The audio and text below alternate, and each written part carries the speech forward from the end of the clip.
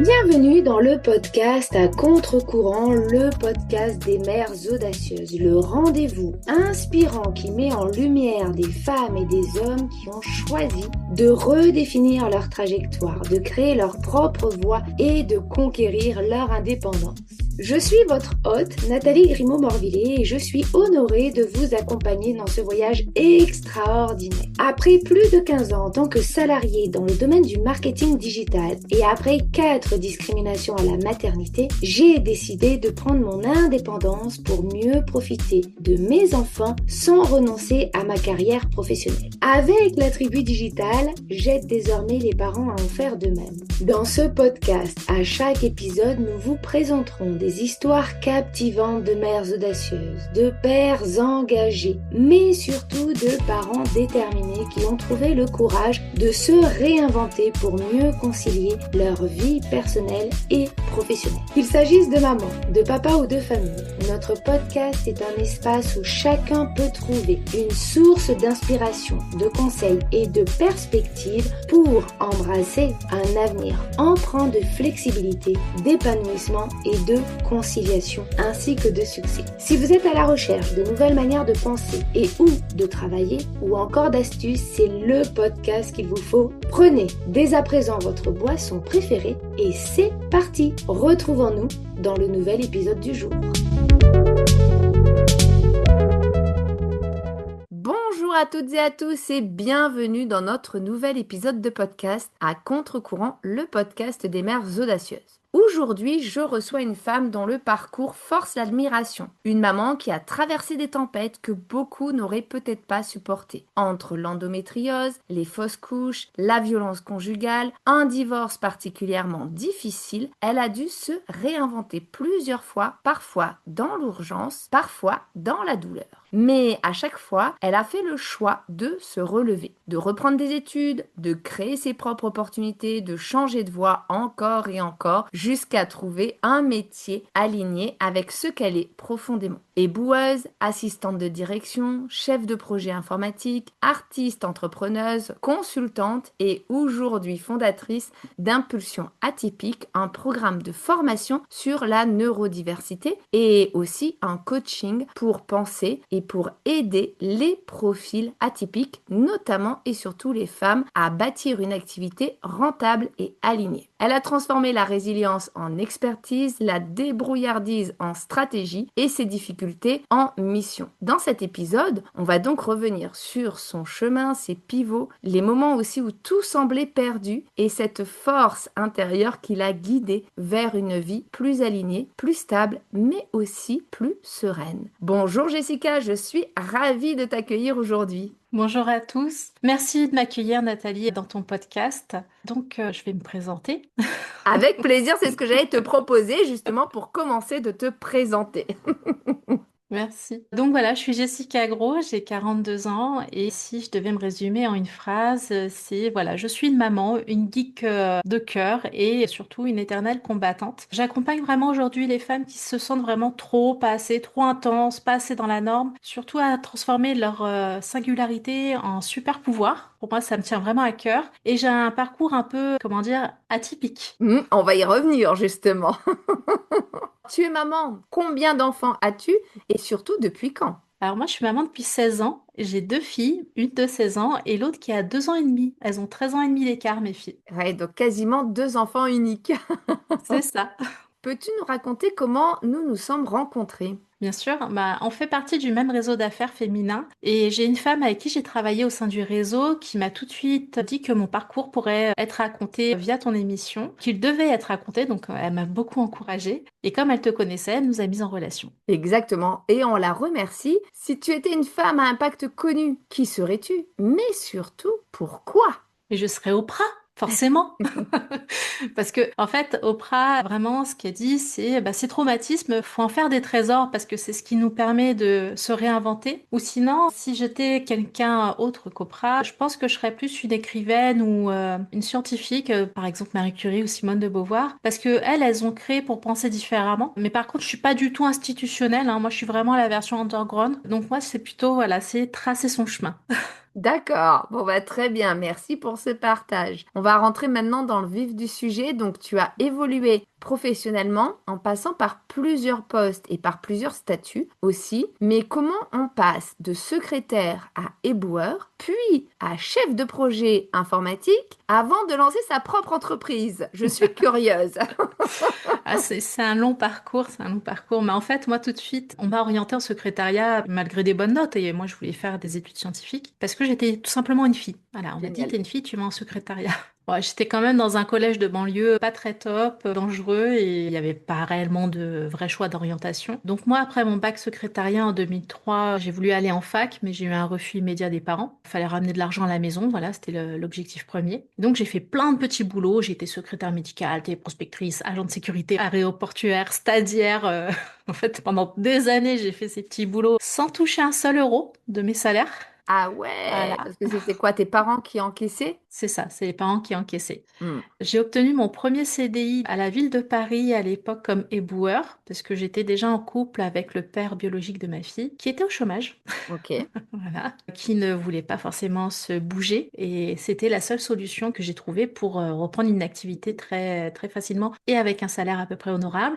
J'ai fait ça pendant 4 ans et demi. Voilà. Ok. En 2011, j'ai quitté mon domicile conjugal parce que c'était un pervers narcissique et donc il y avait toutes les violences associées, que ce soit psychologiques ou physiques. Et j'ai repris surtout un BTS d'assistante de manager parce que au fil de mon parcours, j'avais été secrétaire, secrétaire de direction, secrétaire médicale comme j'ai dit, et j'avais surtout pu manager. Et c'était pour moi quelque chose de très logique d'aller chercher ce BTS. Et donc j'ai fui ce domicile conjugal parce que de toute façon j'étais arrivée à un stade où c'était ça ou mourir. Donc le choix a été vite fait. Je fais 2 ans à la SNCF Ok. pour faire ce BTS. Et en 2013, j'obtiens mon diplôme. Voilà, donc tout ça, bien sûr, ça s'est fait avec un divorce très compliqué, très violent, avec où je me suis retrouvée à la rue avec un bébé sous le bras, donc obligée de trouver des solutions très rapidement alors que j'avais pas un sou. Il y a quand même eu les parents qui m'ont aidée au début, mais c'était quand même très compliqué. En 2013, donc j'obtiens mon BTS et au Hmm, lieu d'aller postuler à des postes d'assistante de direction, je trouve une offre de chef de projet informatique sur un déploiement de logiciels de gestion de notes de frais que je connaissais par cœur. ok. Forcément, hein, à force de saisir les notes de frais, on le connaît. Et j'ai dit, allez, chiche, j'essaye, de toute façon, je n'ai rien à perdre. Au pire, on me dira non. Et ben, on m'a dit oui. Waouh, génial. Donc, moi, j'ai intégré la Mutuelle Générale comme ça pour faire ce déploiement où, très rapidement, on m'a appris les bases de la chefferie de projet avec les méthodologies. Moi, de toute façon, j'avais quand même une certaine connaissance du sujet puisque je suis autodidacte. Hein. Comme je vous l'ai dit, je suis une geek. Hein. Donc, moi, je fais beaucoup de veille sur l'informatique, la technologie, l'IA notamment hein, en ce moment. Et donc, j'ai pu prendre ce poste et au fil des années, j'ai fait ma place. Donc, j'ai fait chef de projet, responsable projet, j'ai été manager. Enfin, vraiment, je suis montée petit à petit en échelon et le conseil que j'ai à donner aux filles, quand vous passez d'un poste à un autre, négociez votre salaire avec toujours 5 000 € en plus. Parce que même si on vous dit non, vous avez une marge de négociation de plus de 1000 à chaque fois. Et ça vous permet vraiment de monter d'un salaire petit à petit. Donc voilà, c'est le tips professionnel que je peux vous donner. Et on n'ose pas, souvent on prend le poste et on Oui, on prend pas n'ose le pas. salaire qui va avec.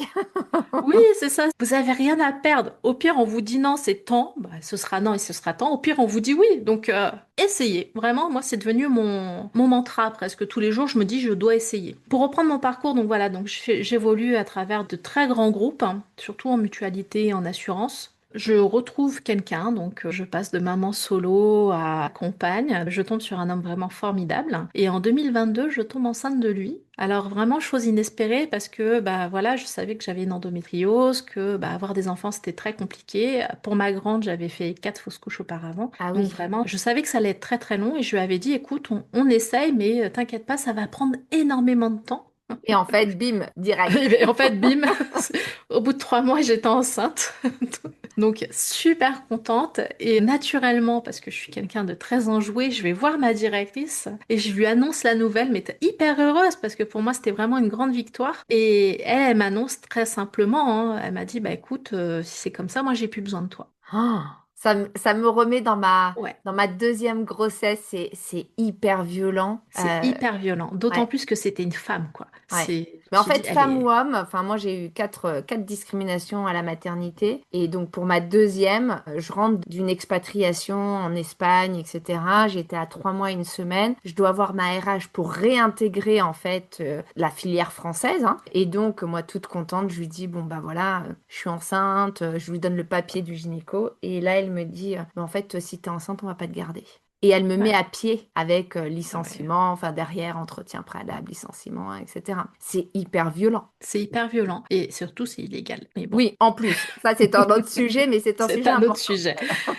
Mais bon, moi, voilà, on va dire que la colère chez moi, c'est un petit moteur. Ça me permet de pousser les montagnes. D'accord. Donc, elle a quand même réussi à me mettre dans une très grosse colère, faut dire ce qui est. À côté de ça, je me faisais courtiser par une très grande boîte dans laquelle j'avais fait 7 entretiens. J'avais passé des tests d'anglais alors que je suis une quiche en anglais et tout. J'avais vraiment fait tous les efforts du monde pour avoir le poste. Finalement, ce parcours s'est achevé par on me demande un bac+3 pour intégrer. Donc pour la constitution du contrat. Et moi, je leur rappelle que j'ai juste un BTS parce que je me suis faite sur le terrain. Moi, je suis une femme de terrain. Et là, la RH vraiment s'effondre. Je pense qu'on s'est effondrés toutes les deux d'ailleurs. On était dégoûtés parce que elle pouvait pas me donner ce poste parce qu'elle était coincée par une grille RH. Donc double peine pour moi. Là, je vais voir mon compagnon qui m'a toujours soutenue. Donc je lui dis voilà, je viens de me faire licencier. Ce nouveau poste, bah je peux pas. Je vais pas rester sur le canapé. Je vais aller chercher un diplôme d'ingé. Il me dit mais comment ça?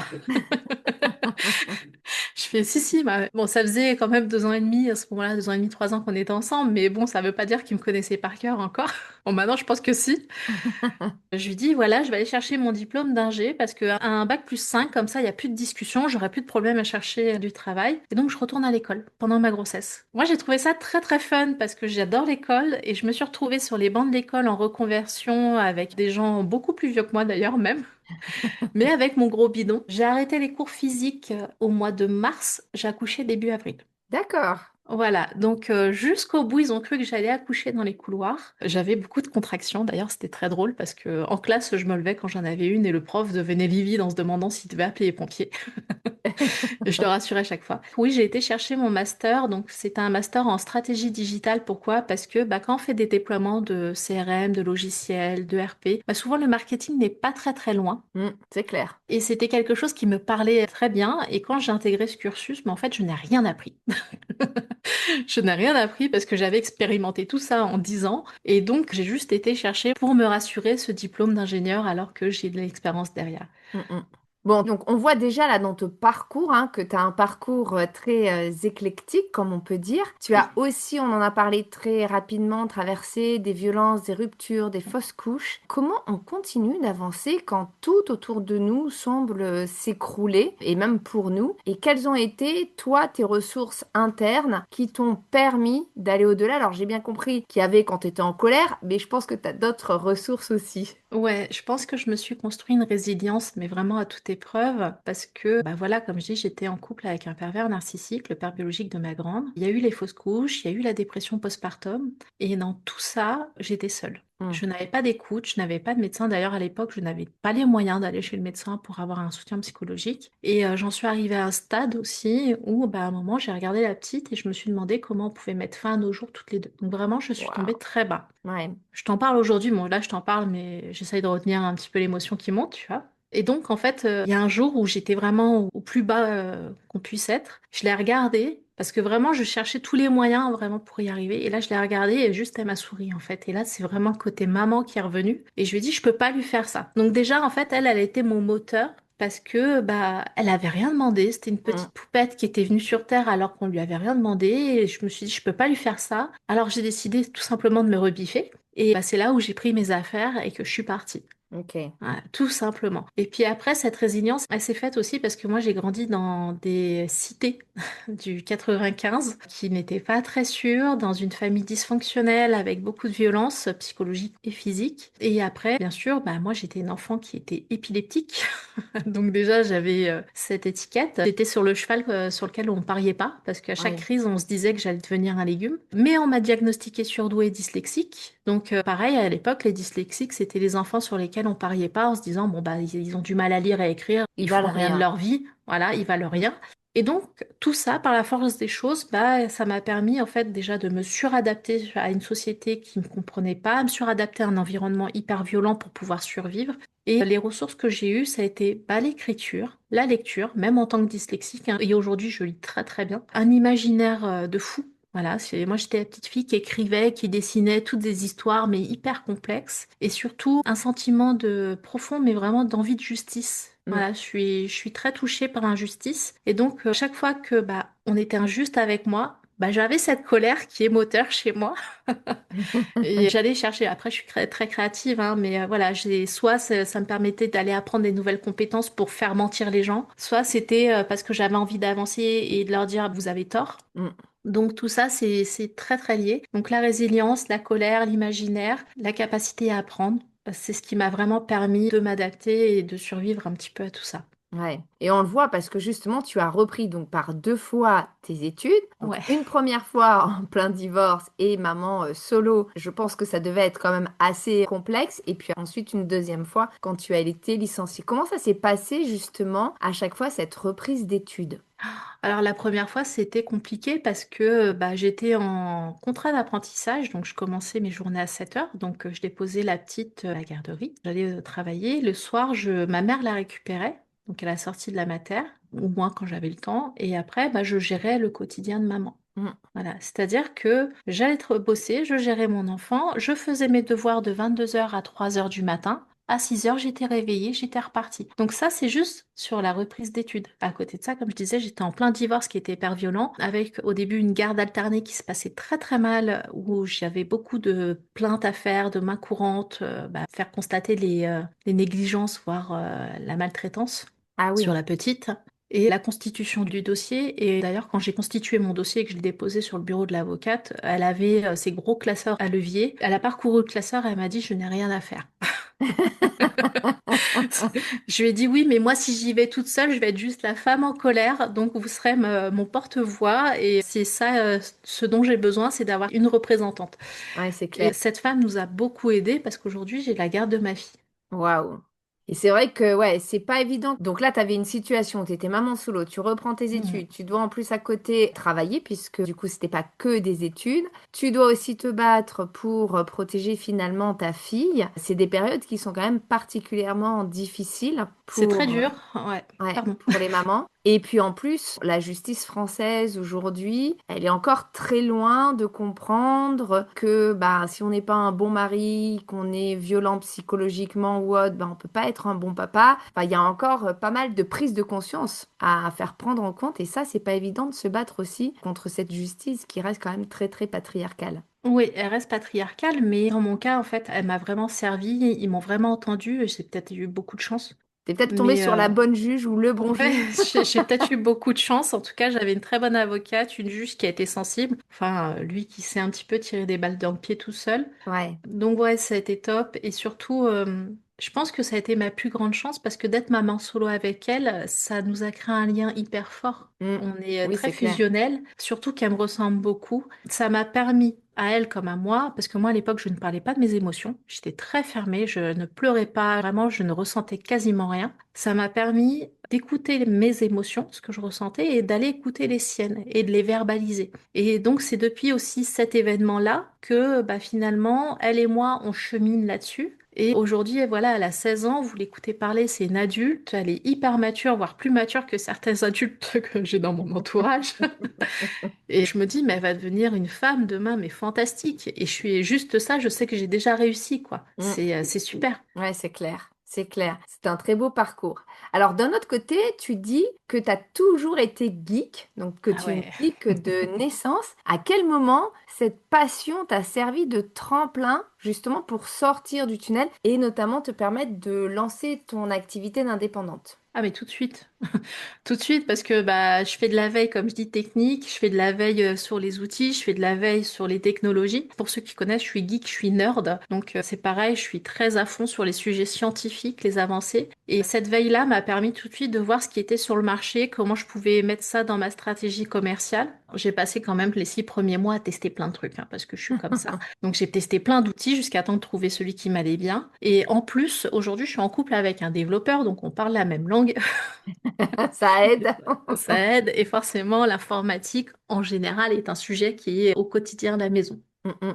Alors maintenant, tu as lancé justement ton activité d'indépendante, de formation, de coaching. T'accompagnes spécifiquement les femmes HPI et HPE, donc un peu les profils qu'on appelle les profils atypiques. Mhm. Pourquoi cet angle spécifiquement? Comme je t'ai dit au tout début, en fait, moi, on m'a mis l'étiquette d'enfant surdoué. Je le suis, hein, je suis surdouée. Mais le problème, c'est que comme je n'ai pas été accompagnée, moi, enfant, j'ai déclaré un problème identitaire. C'est-à-dire que j'ai eu cette problématique que beaucoup rencontrent de vouloir rentrer dans une case qui ne me correspondait pas. Mm, Et donc, j'ai mis toute cette capacité à apprendre très rapidement et surtout à mettre en pratique. Moi, je suis quelqu'un qui est souvent dans l'action. Donc, moi, ça m'a aidé à gérer un petit peu ce trop parce que je cherchais ma place continuellement. Et surtout, là, après, tout ce qui s'est passé entre 2022, 2023, les expériences de consulting que j'ai eues après mon master et autres, je me suis dit, voilà, encouragée par mon homme et des amis, ils m'ont dit, vas-y, essaye de te mettre à ton compte, il est temps, tu pourrais faire des merveilles. Et je me suis dit, ok, mais je vais parler aux gens comme moi, parce mm. que on a les mêmes problématiques, mais surtout, moi, depuis des années, j'ai trouvé la méthode pour bosser. C'est surtout ça. Donc aujourd'hui, oui, voilà, j'accompagne les femmes HPI, HPE, mais pas que. J'accompagne les TDAH, les autistes, les sensibles, enfin toutes celles et ceux même, parce que j'accompagne aussi des hommes qui se reconnaissent dans cette neurodiversité. Mhm. Soit pour les aider à structurer parce qu'ils sont entrepreneurs qui s'éparpillent un petit peu, soit je vais aussi aller interpeller les entreprises pour acculturer, donc vraiment sensibiliser à cette neurodiversité, parce qu'en France, on est très en retard, hein. Oui, Vraiment, c'est on est clair. très très en retard. Et moi, dans mes rôles de manager, puisque j'ai eu quand même plusieurs équipes dans ma vie professionnelle, j'ai toujours managé en prenant en compte la neurodiversité, parce que je l'ai toujours fait instinctivement. Moi, je les repère très vite, hein. Chacun sa petite étiquette au-dessus de sa tête, hein, dans mon équipe. Et donc, forcément, j'ai adapté mon management pour que la productivité soit là, que la cohésion d'équipe soit là. Je me suis toujours mis en tant que manager transversal. Voilà, moi, c'est pas une position hiérarchique descendante, je n'aime pas ça. Au final, ça a toujours porté ses fruits. Et Ok. là, je me dis que c'est vraiment le management dont on a besoin aujourd'hui pour vraiment déjà innover, être productif et être beaucoup plus serein au travail. Et surtout, pour celles qui se reconnaissent dedans, cherchez pas à rentrer dans vos cases, faut faire la sienne. Ouais, c'est ça, faut Parce créer qu'il sa propre case. faut créer sa case, parce que la nôtre n'existe pas. On est tous uniques, on est tous différents, donc arrêtons de vouloir Mm. rentrer dans des cases. C'est clair. C'est vrai que souvent, la société nous formate à vouloir rentrer dans des cases, mais du coup, ça ne nous correspond pas forcément. Et il n'y a rien de mieux que de créer sa propre case pour être 100% épanoui. C'est ça. Alors aujourd'hui, si tu pouvais parler à la version de toi d'il y a 10 ans, qu'est-ce que tu lui dirais? Je lui dirais de continuer à essayer ce qu'elle fait toujours encore parce que voilà, c'est devenu un principe de vie aujourd'hui. Toujours essayer. Qu'elle doit pas avoir honte de ses différences parce qu'à l'époque, elle avait très honte, que c'est une femme forte et résiliente et qu'elle doit laisser la place à ses émotions. Voilà. Et ça, si j'avais pu le faire plus tôt, ça aurait été bien. Et surtout qu'elle a tout pour réussir. Waouh, un beau message en tout cas. Merci de le partager. Pour terminer cette interview passionnante, est-ce que tu as une réussite ou un moment à nous partager en relation, bien sûr, avec le sujet du jour? C'est plutôt un message. Si Eh ben, on y va. ça, voilà.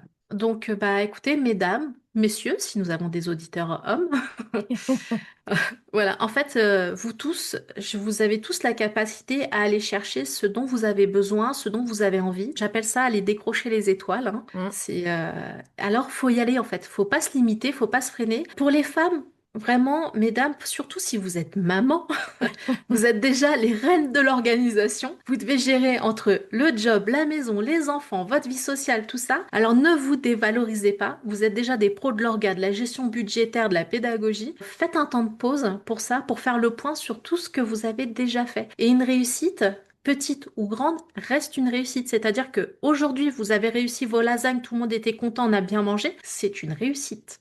Exactement. Voilà. Et si vous avez obtenu la promotion dont vous rêviez, c'en est une aussi. Donc vraiment, prenez ce temps pour vous recentrer. Il est essentiel. Moi, ça fait maintenant quelques années que je le pratique. Je prends, même si ce n'est que 10, 20, 30 minutes par jour pour avoir juste des temps de pause, de réflexion. Et ça vous permet aussi d'être beaucoup plus créative. Et ça, il n'y a que vous qui pouvez vous le donner. Mm. Et c'est vrai que ça, c'est hyper important. Comme tu le dis, souvent, on a tendance à se faire passer après. Oui, je ferai une pause quand. Mais en fait, si on s'écoute, le quand n'arrive jamais parce qu'il y a C'est toujours ça. quelque chose qui attend, que ce soit professionnellement ou personnellement, et que l'on pourrait faire. Or, se prioriser, ça peut Mm. permettre justement, après, d'être plus productive ou d'avoir des idées, d'être plus créative, C'est ça. etc., etc. Mm. Eh ben, merci beaucoup. En tout cas, merci Jessica pour avoir pris le temps aujourd'hui de nous partager un bout de ton histoire. C'est la preuve vivante dans ton récit que l'on peut tout perdre, mais aussi que l'on peut tout reconstruire. Qu'on peut venir de l'adversité la plus brutale et devenir une femme alignée, épanouie, solide, qui crée de l'impact autour d'elle. Tu as réussi à réécrire ton histoire morceau par morceau, parfois dans la douleur, parfois dans l'urgence, mais toujours avec détermination, et cette détermination force vraiment le respect. Et puis aujourd'hui, en plus, tu mets cette force au service des autres, des femmes atypiques, ambitieuses, qui ont besoin d'un cadre et d'un mentor pour pouvoir créer une activité alignée avec ce qu'elles sont. Alors merci beaucoup pour ton authenticité, ta transparence et puis aussi la puissance de ton témoignage et pour le message que tu portes parce que on peut être maman, on peut reconstruire sa vie, on peut changer de voie 500 fois, on peut se relever 1000 fois et bâtir un avenir qui nous correspond et qui soit lumineux. À toutes celles qui nous écoutent, j'espère que cet épisode vous donnera l'envie ou l'autorisation plutôt d'ailleurs d'explorer une voie différente, de créer vos propres règles et de croire que votre passion peut devenir aussi votre métier. Si cet épisode a résonné en vous, n'hésitez pas à le liker, le commenter ou tout simplement à le partager à une maman qui en aurait besoin. Qui sait, vous pourriez être à l'origine d'un changement radical. Et puis dans tous les cas, merci à toutes et à tous pour votre écoute. Je vous retrouve très vite dans un prochain épisode et d'ici là, je vous souhaite une très belle journée, après-midi ou soirée, mais surtout, prenez soin de vous.